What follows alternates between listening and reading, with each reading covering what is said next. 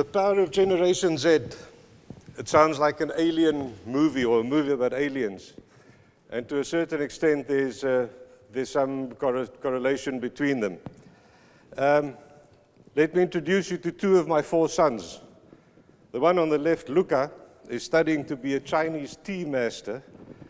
He plays classical violin, and he spends most of his money on biologically produced, organically produced hair care products, believe it or not. The one on the right, Milan, has two rock bands. He calls it straight edge punk. I have no idea what it is. He writes poetry, and he's a barista who only serves sustainably produced coffee. That's Generation Z. I know my children, but I do not understand them at all. So what do we know about Generation Z? If we could just have a first movie, it's only about 40 seconds.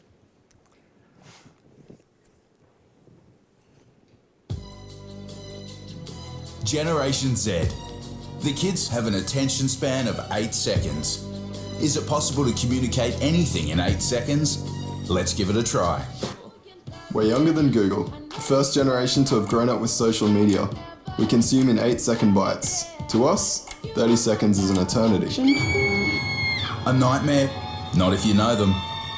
Gen Z is a new species. We're not called Tony or Shelley or Kevin. We're called Logan and Romeo and Malala. We don't consume on 2 screens, we use 5. No text, highly visual. To everyone else, the way we function seems like so random, but to us, it's as natural as breathing.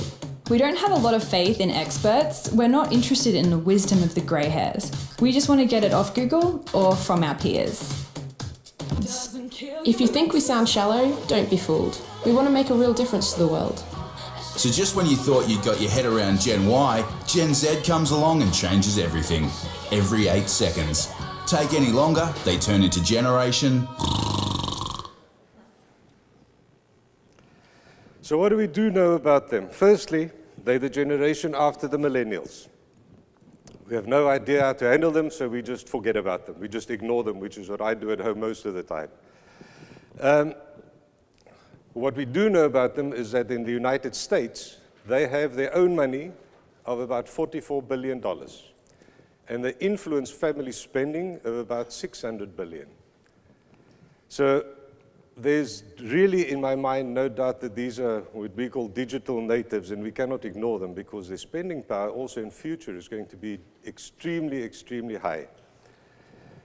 Just a quick word about who we are and what we do. Our company is based in Rotterdam, in the Netherlands, from where we have access to more than 738 million consumers. We have our own commercial office in Rotterdam as well as in Valencia in Spain, and we have a lot of activities in Turkey as well. Our sourcing, we do primarily from Southern Hemisphere countries, but lately we've also seen a trend towards more European produce coming into our business. Our market access, we pretty much cover most of Europe, and we have some activities in the Middle East and in the Far East. Client base, we have around about 900 plus client contacts, spanning 54 countries.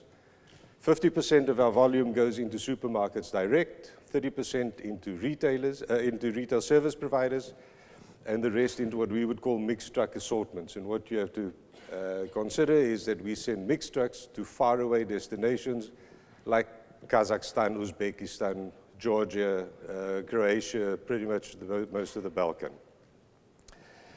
We developed our company on the basis of what I would call boldness. We've never been scared to do funny things or to go into uncharted territories. If there was some interesting news about a market that could possibly be interesting, we went there and we developed it. Together with boldness, you need a certain amount of creativity. You need to be able to think out of the box because you are doing stuff that probably has not been done before. And you also need to be able to look into the future. Now, we cannot do that by ourselves, so we engage with universities in Holland. We're currently working with about 4 of them, looking at scenarios in the future, etc. And it's really, really refreshing to work with these people. One of the students was a guy by the name of Mathieu Heerdes, who had just finished his commercial economy studies, and he came to us with a proposal to do his thesis, on which he would get his degree, and he formulated it around Generation Z. And when he said things like they have a short attention span, they think in 3D and 4D, we said, okay, that sounds like something that we would like to do. So we gave him the go-ahead. And in this regard, I love the saying by Warren Buffett that he says in business, the rearview mirror is always very, very clear, but the windshield, not really. So what we tried to do with, his name is Mathieu, we call him Matthew, is to look into the future and to clean up the windshield a little bit so that we could sort of navigate. And we formulated a project proposal, which I will just read. How can Cool Fresh use Generation Z style communication to relaunch their company profile in order to create more awareness and enthusiasm, specifically among new generation consumers for fresh produce with a socially responsible character? A lot of words, but basically we wanted to know how this generation would react to the produce that we hold so dear, which are products with a sustainable character, whether it's environmentally sustainable or socially engaged. What do we know about the communicating into the future? Well, we don't know. We have no idea how consumers are going to react to future issues, such as Jim just said, also with the appointment of the president, the new president. We don't know. A lot of stuff can happen. What we then did is we went to have a look at companies with big budgets and to have a look at how do they do their communication with this new generation.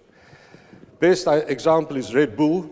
They put a guy up into space with a balloon and made him jump I don't know how many kilometers. They called it scientific research, but when 9 million people watch an event on YouTube at the same time, that's pretty good marketing, I can tell you. Coca-Cola came up with an idea, and they put their own brand name on the background, and they put your name, my name, my son's name on the bottles, and they created a global community of people who really wanted to be part of that. Thirdly, well-known Nike, they're always on the edge, always challenging, always daring, and they're doing stuff that we as fresh produce people, we don't really like going there. So what is our answer to all of this? We made this. And there is no single Generation Z consumer who even looks at it. It is of no, zero, nada interest to them. So they just say, you failed us. We eat your fruit, but you don't talk to us. I then said, okay, well, why don't we learn to speak their language? And Matthew pointed this out. That would be the reaction. Point is, we cannot learn to speak their language. No ways. They have a style, a language, communication of their own. We do not understand them. So we agreed also for the purposes of Matthew's academic research that he would go into a traditional model in which he would do an internal, external analysis. He would do a lot of focus group communication, discussions with consumers, a big online survey nearly 1,300 consumers, and then he would build some plans and strategies. And this is what came out of it. Firstly, in the so-called SWOT analysis, the environmental scan, it became clear that consumer behavior is changing, full stop, no doubt about that. And whether that's old, young, doesn't matter, it's changing. Secondly, we also knew that sustainability was going to be a big issue in future. It already has become in Europe, where retailers are saying, if you are not certified at a certain level, we cannot do business with you. What we also know is that sustainability has become what we would call a container concept. People stuff all sorts of things into this container and they call it sustainability. The environment, social issues, labor conditions, etc., etc. So sustainability has become very muddled in a sense. And what came out of it is that we saw that Generation Z was really going to be a disruption. And this is something we covered last year at the Congress as well. It's a major disruption, but there are also major opportunities. What came out of Matthew's research? Firstly, the buying pattern. 35% of the kids say that they buy fruit themselves. 64% says that somebody else buys it for them, but on a scale of 1 to 10, they give it a 7.7, that they can influence the decision of the people buying the fruit. Then brand loyalty. They said, we like brands, but we are not really that loyal. We like to try new things, but only if the story is good. If you have a good story, we'll try your brand. We spoke to them about the importance of sustainability. They said right now, on a scale of 1 to 10, sustainability is, I think, 7.3. But in future, it will be 8.7. So they clearly attach a high value of importance to sustainability in the future. What we heard from our discussions with Generation Z is that they know that the minute they become aware, they also sort of embrace the responsibility to do something or to want to do something, or at least to think about it. And what we saw at the beginning of the movie is they want to contribute to a better world. We asked them about making the world a better place, and they said the role for us as consumers, 39%, really big, and I cannot see it that well, but you can gather from there 30% said average.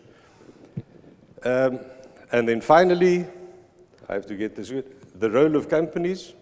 They said that companies have a big role to make the world a better place. We asked them, how do you rate the so-called triple P? And they gave the highest importance to people. They believe that the world needs to become a better place for the people who live in it. Okay, so we got out of it, sustainability is a really hard one to market. We have a saying, ego is stronger than eco. So you can tell somebody it's a great product with a sustainable character, and they say, well, what's in it for me? So the ego, the self thing is still very important. What we got out of it is that your sustainability approach, also with fruit, needs to appeal to the lifestyle or the conviction or the emotions of these kids. They said to us, but why don't you use advertising to promote, to sell your sustainability? I said, okay, tell us about it. They said, well, it should be short and appealing. Humor is important. It must tell a story, and please don't try to be hard to be cool. So that's why I didn't come up here dressed in a T-shirt and torn off jeans today. But we cannot speak the language. We cannot be cool. The recent research about advertising, and specifically with regards to Generation Z, is that they said, don't be scared. Talk to us. It's okay. We want to consume your advertising. Secondly, they said we have to be relevant. So we have to appeal to something that they hold dear or that is important to them. And they also said, and this came back in a lot of the discussions, please don't treat us like fools. We know that you're trying to sell us something, so let's get that out of the way, and now tell us your story. Lastly, please don't bore me. Don't come at me with 3-minute, 4-minute, 5-minute movies about how good you are. And the last one is entertain me. That was the most important issue. So with all of this stuff coming at us, I said to Matthew, but what do we do? I mean, how do we turn this into a practical issue for us? And one of the 16-year-old girls in one of the focus groups said, just tell your story. And which for us was really, really cool because we have an amazing lot of stories to tell, especially with regards to social responsibility. And this started in 2003 when we created a brand called Freedom Fruit. And the idea behind Freedom Fruit was to create good sales and to reinvest some of the profits into projects with a sustainable character. So we are doing, on the left, you'll see a drawing of a new community center we're building in Costa Rica in an area where we source our pineapples. In the middle, you see a little guy playing football. In South Africa, we trained more than 800 community leaders in leadership, anti-alcohol, anti-drug abuse. And on the right-hand side, a picture of kids in front of a library. We've been involved in a project where we have now installed 170 plus little libraries in care centers for impoverished children. So we had these great stories, and I said to Matthew, but we've got all the movies. We've got 3-minute, 5-minute, 10-minute, 15-minute movies, man. We've got all the stories to tell. And then he pointed out this to me. In 2000, the attention span of an average youngster was 13 seconds. A goldfish can actually concentrate for 9 seconds on something if you stand in front of them and you wave your finger. Today, the average attention span of Generation Z is 8 seconds, but they decide within 3 to 5 seconds whether you are relevant to them or not. And if you watch their behavior on the metro, on the subway, in the car, at home, it is this. They swipe you out of their lives within 3 seconds. If your story is not good, you're gone. So I said, well, now I give up. I have no idea. I have absolutely no idea what to do. I said, well, why don't you guys do it? So those two funny kids of mine and Matthew and some of our other friends, they got together and they made something. That's the second movie, please.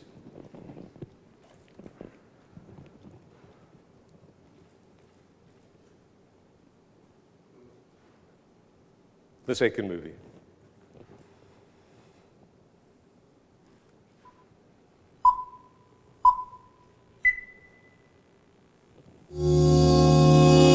Games are boring. Movies are boring. Boring. Wait, what's that?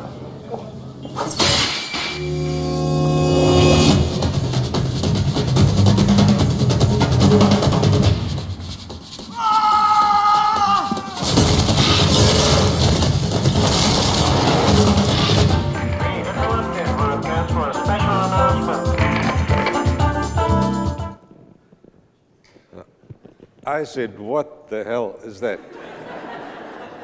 I said, I mean, a gorilla in a fruit movie?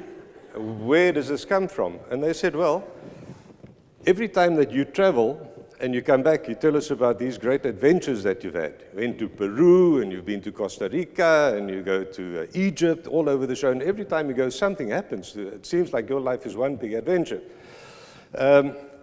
So what I said, but a gorilla? And they said, well, fruit grows on trees, and trees grow in jungles, and in jungles there are gorillas. So for them it was easy. There should be a gorilla in the movie. So basically what they did is they took my instruction, go, take your life and go on adventure, and they added a gorilla to it, and they turned it into a gorilla brand for them, which just makes perfect sense, doesn't it? For a fruit guy, I mean, absolutely. I said, but we also have to take it into stores. If this is your idea, how are you going to promote it in store? They said, well, we'll turn it into promotional posters. But not just of any kind. They made it relevant. And they turned it into a competition. If you buy this fruit, you can win a prize, and you can go on a worldwide journey and visit all of the freedom fruit growers and really go on a great adventure. They also gave the gorilla a voice, which to them is just normal. Gorillas can talk. And they also turned it into a thing which is very understandable to them. I think making selfies is probably the most common activity amongst Generation Z. And as a side, this wasn't even part of my presentation. I read last week that Generation Z, in the morning when they get up and they decide which clothes to wear, they don't decide on the basis of what is cool, what is nice, what is hip. They think, what am I going to look like on a selfie? That's why they choose their clothes for their day. So for them, this is just normal that the gorilla will have a selfie stick. They went further and they said, okay, we can also turn it into promotional clothing. So if people buy our fruit, if kids buy our fruit, and they can enter a competition and they can win T-shirts, etc. And they said, well, while we're going, why don't we just go out and sponsor skating competitions, which in the Netherlands is a very popular activity, and let's take it into their extreme world. So they have this idea that the gorilla freedom fruit brand can be very relevant to them. And they also said we'll take it onto the bus, and the bus terminus is where these kids get together to go to school and come back from school. So for them, this made absolutely perfect sense. What I can tell you is that this was our budget. This is what we spent on the whole project. €0, nada, no money, because my kids did it, Matthew did it. They got together and they used their programs on their MacBooks, and they created this thing. They used a normal video camera, which they all have. So this makes sense to any guy who needs to defend a marketing budget. Talk to your target group and let them do it. It was the easiest thing and the nicest thing in the world. Now, will this thing work? We have no idea. But I suggest you book your tickets for next year's event in New York, and then I can come and tell you about it and give you the proof of whether it worked or not. I think what we have to understand is that in my generation, and I don't feel like an old guy at all, but we were rebels without a cause. We wanted to fight, we wanted to do things, but we didn't really know what, we just rebelled. The new generation, they have a cause. They know everything, they see everything, they have an opinion about everything. Try and get into an argument with a Generation Z kid and try and win that argument. They walk away, but you will never win the argument because they know better than us old folks. What we have to understand from this whole, or what we learned from this whole exercise, is that with Generation Z, you don't have the time to go and talk to a marketing or an advertising agency and spend 3 months analyzing building plans, etc., because their needs and their behaviors change every single day. From minute to minute, they change, and they're all over the show. So it's far better for you to involve them and make them part of a team. In the Netherlands, about a month ago, there were 2 young guys of 16 and 17 who were still at school, who are now consulting to our biggest banks on Snapchat, on the communication thing they call Snapchat. So they're actually going into the office in Amsterdam once a week to consult with the marketing team about how to use Snapchat to their prospective consumers. So involve them. You have to make them part of your solution. And very importantly, and probably the hardest thing for us to do, and for me certainly to do every single day, is that I have to show them respect before I ask them for it. And that's a tough cookie. But if you show them respect, they will engage with you. That's quite clear. What is very true, however, is that also advertising is changing all the time. And I'd like to show you 2 short movies about guys who took it a bit off the map. I'm not defending their style, please, because I know which question will probably come afterwards. I'm not defending it. I'm just saying, bear in mind that there's a whole new world of advertising out there. And that's the 3rd movie, please, if you don't mind.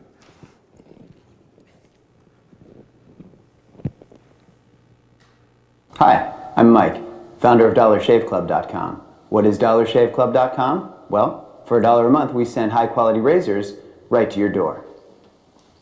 Yeah, $1. Are the blades any good?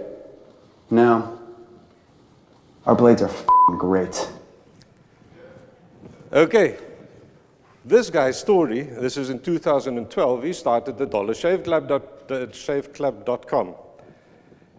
And he put himself, he's the CEO, he put himself in front of the camera and he told this ludicrous story. But this resulted in 12,000 orders within 24 hours. It was viewed, this video has been viewed 18 million times. And 4 years later, in April of this year, he sold his company for $1 billion to Unilever. Now talk about a good return on investment for a silly movie, okay? But it didn't stop there. Then the next guy came along. That's the 4th movie and the last one. It'll take a bit of switching over.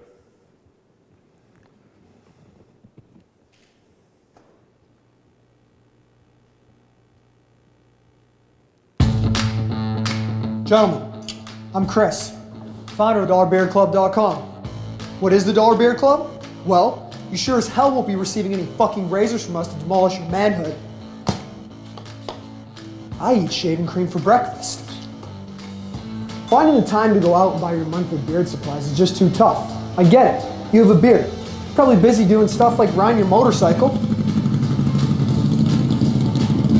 Or swimming in a box full of women.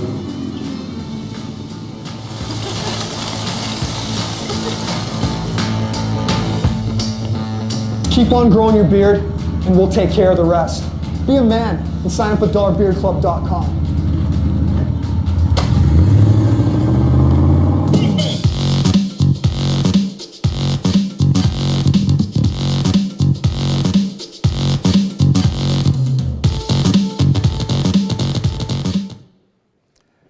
Okay, so one guy made a movie, the next guy with a totally different product. I mean, the one is about shaving, the other one is about not shaving. Just copied it, put in one dirty word, And his movies, his series of videos have now been viewed more than 24 million times. And this is what they, if I can get it through, this is what he said about it. Social media, if you get it right, you'll get millions of dollars of free advertising. And that's my story. Thank you.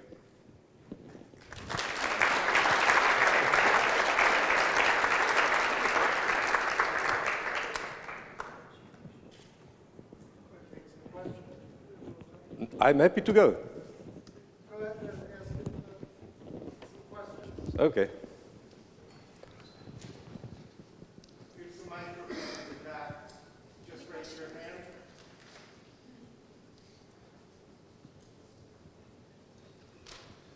Dr. Adal Hussain with World Liberty TV Food and Wine Channel. Thank you for an excellent presentation. So basically, what needs to be done with the fruits and vegetables as promoting them here in the US? What do you suggest? I mean, it's not something which is out there, as you said, you're making it cool and trying to get the younger folks involved. But on an overall basis, what kind of marketing and promotions have to be done to make this more lucrative for people to enjoy produce? Your question is quite clear, and it's a rather difficult issue because let's not talk about the States first, but let's talk about the country where I live, Holland. First of all, we have a collective responsibility as a fresh produce industry to think about this issue, because bear in mind, and this is the challenge, these kids are now 16, 17, 18, 19 years of age. In 3 to 5 years' time, they'll be out there buying. They'll be real consumers. And if you, obviously we didn't have the time to include all of that in the presentation, but if you read how their buying behavior is changing, then I detect a real possibility that kids will move away from buying whole fruit the way we used to do it, because it's all about convenience, it's all about being fast, it's all about ordering online, etc. And that is the trend that is developing. So I think the second problem is, as a brand owner, for me it's really interesting to think about this going into the future. But the fresh produce industry right now is concerned about selling fruit right now. So I can understand that the industry as a whole is saying, you know, let's worry about them later, and let's focus on selling the stuff that we have to sell today. The problem that I have is that this generation, their buying behavior is being fixed today as we speak. And if we let them go, then maybe it will also change the face of our industry. So I personally believe that what we have tried to do on a sort of academic or a theoretical level needs to be embraced by the fresh produce industry, whether that's in the Netherlands or in the States or in England, wherever. And we need to develop a campaign which speaks to this generation and not expect to be selling a lot of fruit today or tomorrow or the day after, but we need to engage with them so that we can start creating their buying behavior in future. There's no quick fixed solution to it. Only thing is you have to start talking to them and really, really engaging with them.